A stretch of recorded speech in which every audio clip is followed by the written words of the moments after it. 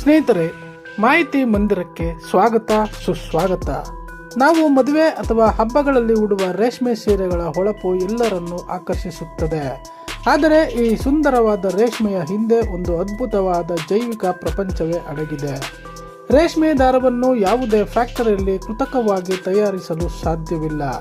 ಇದನ್ನು ಸಂಪೂರ್ಣವಾಗಿ ನಿಸರ್ಗದ ಸಣ್ಣ ಜೀವಿಗಳಾದ ರೇಷ್ಮೆ ಹುಳುಗಳು ಮಾತ್ರ ತಯಾರು ಮಾಡುತ್ತವೆ. ರೇಷ್ಮೆ ಹುಳುಗಳನ್ನು ಸಾಕಿ ಅದರಿಂದ ದಾರ ತೆಗೆಯುವ ಪ್ರಕ್ರಿಯೆಗೆ ಸಿರಿಕಲ್ಚರ್ ಅಥವಾ ರೇಷ್ಮೆ ಕೃಷಿ ಎನ್ನುತ್ತಾರೆ. ಈ ಕೃಷಿಯು ಭಾರತದಲ್ಲಿ, ಅದರಲ್ಲೂ ವಿಶೇಷವಾಗಿ ನಮ್ಮ ಕರ್ನಾಟಕದಲ್ಲಿ ಲಕ್ಷಾಂತರ ಜನರಿಗೆ ಉದ್ಯೋಗ ನೀಡಿದೆ. ರೇಷ್ಮೆ ಕೃಷಿಯ ಸಂಪೂರ್ಣ ಪ್ರಯಾಣವು ಕೇವಲ ಒಂದು ಸಣ್ಣ ಮೊಟ್ಟೆಯಿಂದ ಆರಂಭವಾಗುತ್ತದೆ. ಇಡೀ ಪ್ರಕ್ರಿಯೆಯಲ್ಲಿ ಮೊದಲ ಮತ್ತು ಅತ್ಯಂತ ಮುಖ್ಯವಾದ ಹಂತವೆಂದರೆ ಇಪ್ಪನೇರಳೆ ಅಥವಾ ಮೇಲ್ಬೆರಿ ಬೇಸಾಯ. ಏಕೆಂದರೆ ರೇಷ್ಮೆ ಹುಳುಗಳು ಬೇರೆ ಯಾವುದೇ ಗಿಡದ ಎಲೆಗಳನ್ನು ತಿನ್ನುವುದಿಲ್ಲ. ಇವುಗಳಿಗೆ ಕೇವಲ ತಾಜಾ ಮತ್ತು ಗುಣಮಟ್ಟದ ಇಪ್ಪನೇರಳೆ ಎಲೆಗಳೇ ಮುಖ್ಯ ಆಹಾರ. ಇದಕ್ಕಾಗಿ ರೈತರು ಮೊದಲು ತಮ್ಮ ಜಮೀನಿನಲ್ಲಿ ಹೈ ಈಲ್ಡಿಂಗ್ ತಳಿಗಳಾದ ಕಣ್ವಾ2 ಅಥವಾ V1 ಇಪ್ಪನೇರಳೆ ಗಿಡಗಳನ್ನು ಬೆಳೆಸುತ್ತಾರೆ.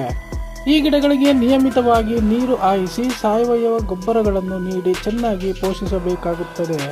ಎಲೆಗಳು ಎಷ್ಟು ಮೃದುವಾಗಿ ಮತ್ತು ಪೌಷ್ಟಿಕವಾಗಿರುತ್ತವೆಯೋ ಹುಳುಗಳು ಅಷ್ಟು ಆರೋಗ್ಯವಾಗಿ ಬೆಳೆಯುತ್ತವೆ. ಇನ್ನು ಎರಡನೇ ಹಂತವೇ ರೇಷ್ಮೆ ಹುಳುಗಳ ಪಾಲನೆ ಅಥವಾ ಸಾಕಾಣಿಕೆ. ರೈತರು ಮಾನ್ಯತೆ ಪಡೆದ ಕೇಂದ್ರಗಳಿಂದ ರೋಗರಹಿತ ರೇಷ್ಮೆ ಮೊಟ್ಟೆಗಳನ್ನು ಖರೀದಿಸಿ ತರುತ್ತಾರೆ. ಈ ಮೊಟ್ಟೆಗಳು ತೇವಾಂಶ ಮತ್ತು ನಿಖರವಾದ ತಾಪಮಾನ ಇರುವ ವಿಶೇಷ ಕೊಠಡಿಗಳಲ್ಲಿ ಇಡಲಾಗುತ್ತದೆ. ಕೆಲವು ದಿನಗಳಲ್ಲಿ ಈ ಮೊಟ್ಟೆಗಳಿಂದ ಅತ್ಯಂತ ಚಿಕ್ಕದಾದ ಕಪ್ಪು ಬಣ್ಣದ ಲಾರ್ವಾಗಳು ಅಂದರೆ ಹುಳುಗಳು ಹೊರಬರುತ್ತವೆ. ಈ ಪುಟ್ಟ ಹುಳುಗಳನ್ನು ದೊಡ್ಡದಾದ ಬಿದಿರಿನ ತಟ್ಟೆಗಳಲ್ಲಿ ಅಥವಾ ರೇಯರಿಂಗ್ ಬೆಡ್ಗಳಲ್ಲಿ ಹರಡಲಾಗುತ್ತದೆ. ಇಲ್ಲಿಂದ ಹುಳುಗಳ ಅಸಲಿ ತಿನ್ನುವ ಹಬ್ಬ ಅಥವಾ ಆಹಾರದ ಪರ್ವ ಆರಂಭವಾಗುತ್ತದೆ. ಆರಂಭದಲ್ಲಿ ಅತ್ಯಂತ ಮೃದುವಾದ ಹಿಪ್ಪನೇರಳೆ ಎಲೆಗಳನ್ನು ಸಣ್ಣದಾಗಿ ಕತ್ತರಿಸಿ ಈ ಹುಳುಗಳಿಗೆ ನೀಡಲಾಗುತ್ತದೆ.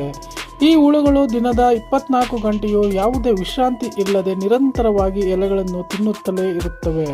ಇವುಗಳ ತಿನ್ನುವ ವೇಗ ಎಷ್ಟಿರುತ್ತೆ ಅಂದರೆ ಇಡೀ ಕೋಣೆಯಲ್ಲಿ ಎಲೆ ಕತ್ತರಿಸುವ ಸಣ್ಣ ಸಣ್ಣ ಶಬ್ದ ಕೇಳಿಸುತ್ತಿರುತ್ತದೆ.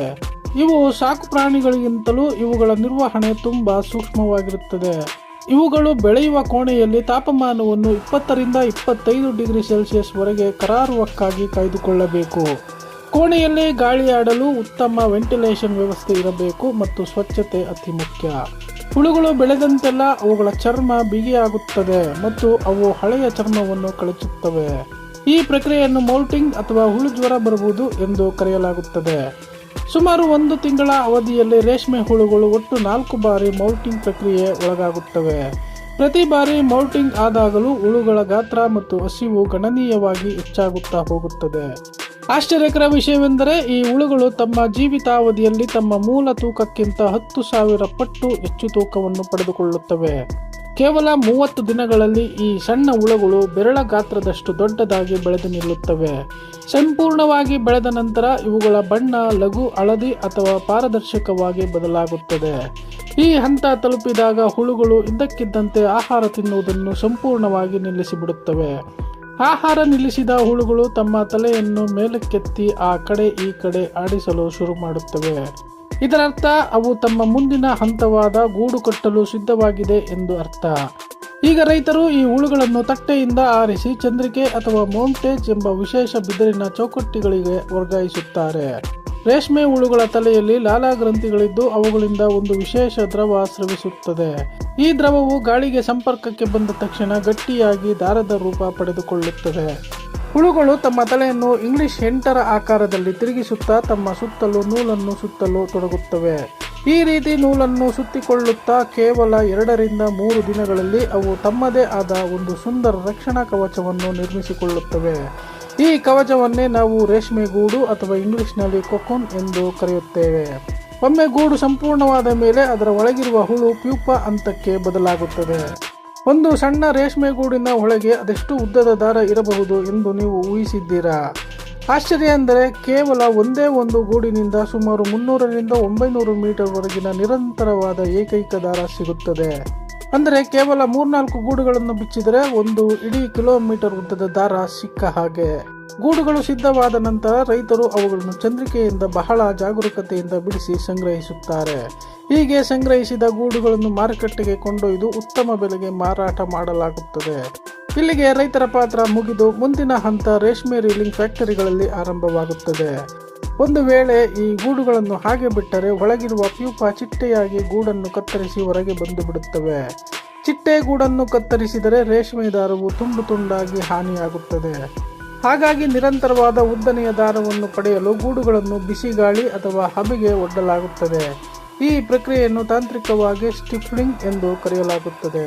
ಇದರ ನಂತರ ಗೂಡುಗಳನ್ನು ಕುದಿಯುವ ಬಿಸಿ ನೀರಿನಲ್ಲಿ ಹಾಕಲಾಗುತ್ತದೆ. ಬಿಸಿ ನೀರು ರೇಷ್ಮೆ ದಾರಗಳನ್ನು ಒಂದಕ್ಕೊಂದು ಹಿಡಿದಿಟ್ಟಿರುವ ಸಿರಿಸಿನ್ ಎಂಬ ನೈಸರ್ಗಿಕ ಗಮ್ಮನ್ನು ಸಡಿಲಗೊಳಿಸುತ್ತದೆ. ಈಗ ಗೂಡಿನ ದಾರದ ತುದಿಯನ್ನು ಬಹಳ ಸುಲಭವಾಗಿ ಪತ್ತೆ ಹಚ್ಚಬಹುದು. ಈ ರೀತಿ ಗೂಡುಗಳಿಂದ ದಾರವನ್ನು ಬಿಡಿಸಿ ಚರಕ ಅಥವಾ ಸ್ವಯಂಚಾಲಿತ ಯಂತ್ರಗಳಿಗೆ ಸುತ್ತುವ ಪ್ರಕ್ರಿಯೆಗೆ ರೀಲಿಂಗ್ ಎನ್ನಲಾಗುತ್ತದೆ.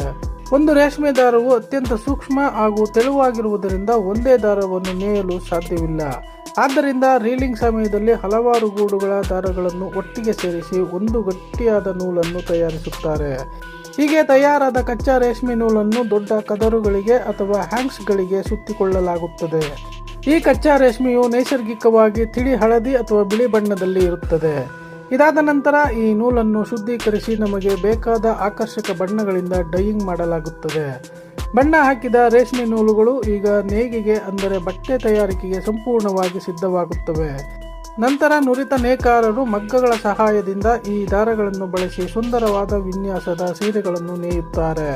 ಒಂದು ಶುದ್ಧ ರೇಷ್ಮೆ ಸೀರೆಯನ್ನು ತಯಾರಿಸಲು ಸಾವಿರಾರು ರೇಷ್ಮೆ ಗೂಡುಗಳ ಅವಶ್ಯಕತೆ ಇರುತ್ತದೆ. ಇದೇ ಕಾರಣಕ್ಕಾಗಿ ಅಸಲಿ ರೇಷ್ಮೆ ಬಟ್ಟೆಗಳ ಬೆಲೆ ಮಾರುಕಟ್ಟೆಯಲ್ಲಿ ಯಾವಾಗಲೂ ದುಬಾರಿಯಾಗಿಯೇ ಇರುತ್ತದೆ. ರೇಷ್ಮೆಯನ್ನು ಬಟ್ಟೆಗಳ ರಾಜ ಎಂದು ಸಹ ಕರೆಯಲಾಗುತ್ತದೆ, ಏಕೆಂದರೆ ಇದರ ಹೊಳೆಪು ಮತ್ತು ಬಾಳಿಕೆ ಅದ್ಭುತ. ಈ ರೇಷ್ಮೆ ಕೃಷಿಯಲ್ಲಿ ನಷ್ಟದ ಸಾಧ್ಯತೆ ಕಡಿಮೆ ಮತ್ತು ಅಲ್ಪಾವಧಿಯಲ್ಲಿ ರೈತರಿಗೆ ಕೈತುಂಬ ಆದಾಯ ತಂದುಕೊಡುತ್ತದೆ. ವರ್ಷದಲ್ಲಿ ಹಲವಾರು ಬಾರಿ ಈ ರೇಷ್ಮೆ ಬೆಳೆಯನ್ನು ತೆಗೆಯಲು ಸಾಧ್ಯವಿದೆ. ಭಾರತದಲ್ಲಿ ಮೈಸೂರು ಸಿಲ್ಕ್ ಇಡೀ ಪ್ರಪಂಚದಲ್ಲೇ ಅತ್ಯಂತ ಪ್ರಸಿದ್ಧಿಯನ್ನು ಪಡೆದಿದೆ. ಈ ರೇಷ್ಮೆ ಉದ್ಯಮವು ಗ್ರಾಮೀಣ ಭಾಗದ ಆರ್ಥಿಕತೆಯನ್ನು ಬಲಪಡಿಸುವಲ್ಲಿ ಪ್ರಮುಖ ಪಾತ್ರ ವಹಿಸಿದೆ. ರೇಷ್ಮೆ ಕೃಷಿಗೆ ಅತಿ ಹೆಚ್ಚು ದೈಹಿಕ ಶ್ರಮ ಮತ್ತು ನಿರಂತರ ನಿಗಾ ಅಗತ್ಯವಾಗಿರುತ್ತದೆ. ಆದರೆ ರೈತರ ಈ ಕಠಿಣ ಶ್ರಮಕ್ಕೆ ತಕ್ಕಂತೆ ಮಾರುಕಟ್ಟೆಯಲ್ಲಿ ರೇಷ್ಮೆಗೆ ಸದಾ ಉತ್ತಮ ಬೇಡಿಕೆ ಇರುತ್ತದೆ. ಕೃಷಿ ವಿಜ್ಞಾನ ಕೇಂದ್ರಗಳು ಮತ್ತು ರೇಷ್ಮೆ ಮಂಡಳಿಗಳು ರೈತರಿಗೆ ಈ ಬಗ್ಗೆ ಆಧುನಿಕ ತರಬೇತಿಯನ್ನು ನೀಡುತ್ತಿವೆ. ಹೊಸ ತಂತ್ರಜ್ಞಾನದಿಂದಾಗಿ ಈಗ ಗೂಡುಗಳ ಇಳುವರಿ ಮತ್ತು ದಾರದ ಗುಣಮಟ್ಟ ಇನ್ನಷ್ಟು ಹೆಚ್ಚಾಗಿದೆ. ಪ್ರಕೃತಿಯ ಸಣ್ಣ ಹುಳು ಮತ್ತು ಮನುಷ್ಯನ ಬುದ್ಧಿವಂತಿಕೆ ಸೇರಿದರೆ ಎಷ್ಟು ಅದ್ಭುತ ಸೃಷ್ಟಿಯಾಗಬಹುದು ಎಂಬುದಕ್ಕೆ ರೇಷ್ಮೆಯ ಸಾಕ್ಷಿ. ಮುಂದಿನ ಬಾರಿ ನೀವು ರೇಷ್ಮೆ ಸೀರೆಯನ್ನು ನೋಡಿದಾಗ ಖಂಡಿತ ಈ 30 ದಿನಗಳ ರೋಮಾಂಚಕ ಜರ್ನಿ ನಿಮಗೆ ನೆನಪಾಗುತ್ತದೆ. ಇದೊಂದು ಪರಿಸರ ಸ್ನೇಹಿ ಮತ್ತು ಕೃಷಿ ಆಧಾರಿತ ಅತ್ಯುತ್ತಮ ಲಾಭದಾಯಕ ಉದ್ಯಮವಾಗಿದೆ. ರೇಷ್ಮೆ ಕೃಷಿಯ ಈ ಮಾಹಿತಿ ನಿಮಗೆ ನಿಜಕ್ಕೂ ಆಶ್ಚರ್ಯ ಮತ್ತು ಕುತೂಹಲ ಮೂಡಿಸಿದೆ ಎಂದು ನಾವು ಭಾವಿಸುತ್ತೇವೆ. ನಮ್ಮ ಹೆಮ್ಮೆಯ ರೈತರ ಶ್ರಮದ ಕಥೆ ನಿಮಗೆ ಇಷ್ಟವಾಗಿದ್ದರೆ ಈ ವಿಡಿಯೋವನ್ನು ತಪ್ಪದೇ ಲೈಕ್ ಮಾಡಿ. ಇಂತಹ ಮತ್ತಷ್ಟು ರೋಚಕ ವಿಷಯಗಳಿಗಾಗಿ ನಮ್ಮ ಚಾನಲ್ಗೆ ಸಬ್ಸ್ಕ್ರೈಬ್ ಮಾಡಿ. ಧನ್ಯವಾದಗಳು.